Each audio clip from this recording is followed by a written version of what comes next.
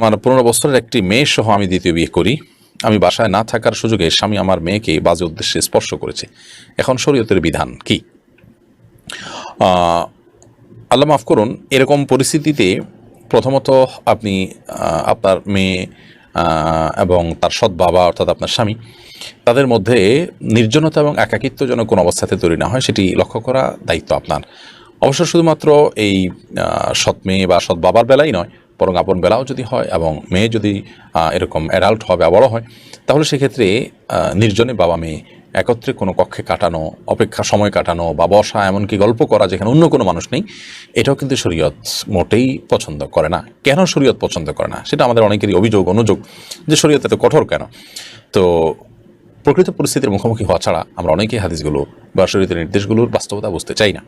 আয়েশা রাদিয়াল্লাহু তাআলা আনহাকে আবু বকর রাদিয়াল্লাহু তাআলার সাথে একাকী বসে থাকতে দেখে নবী সাল্লাল্লাহু আলাইহি ওয়াসাল্লাম আপত্তি তুলেছিলেন যে হোক বাবা মেয়ে, কিন্তু নির্জনে একাকী কোনো একটা কক্ষে তারা সময় কাটাবে না এভাবে। হ্যাঁ, সামান্য কয়েকটা মুহূর্ত আসতে যাইতে যে সময়টা হয় এটা ভিন্ন কথা, কিন্তু লম্বা সময় এভাবে বসে একাত্র কাটাবে না।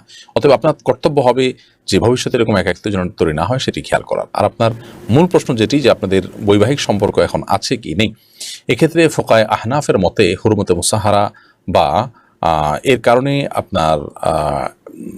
আপনার বৈবাহিক সম্পর্কের ক্ষেত্রে শরীয়তের যে বিধিবিধান সেটি সাবিত হয়ে যায়, প্রমাণিত হয়ে যায়।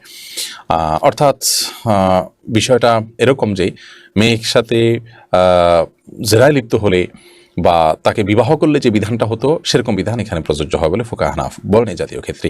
যদিও অন্যান্য ফোকায়ে কেরামের ক্ষেত্রে ভিন্ন মত পোষণ করেন, এবং অন্যান্য ফোকায়ে কেরামের বক্তব্য হলো যে একজনের পাপের বোঝা আরেকজনের পরে কোনোভাবেই আপনার চাপানো যাবে না। ও আল্লাহ তাযরু ওয়াজরাতুন উযরা উখরা, কেউ ভুল করেছে সেজন্য আরেকজনকে সেটার জন্য প্রায়শ্চিত্ত করতে হবে, শরীয়তের কোনো বিধান রাখে নাই। এ বিষয়ে নিয়ে দীর্ঘ আলোচনা, অনেক বেশি উভয় পক্ষের দাঁড়িয়ে আলোচনা এবং বিস্তারিত বক্তব্য পক্ষে বিপক্ষে সেগুলোকে উপস্থাপন করা, এটা সংক্ষিপ্ত পরিসরের এই প্রশ্নোত্তর সেশনে সম্ভব নয়। আমরা শুধুমাত্র দুটি মতের কথা উল্লেখ করেছি। আপনি আপনার আশপাশে বিদগ্ধ কোনো আলেমের কাছে বিস্তারিত বলে আপনার বিষয়টি সমাধান করার চেষ্টা করবেন।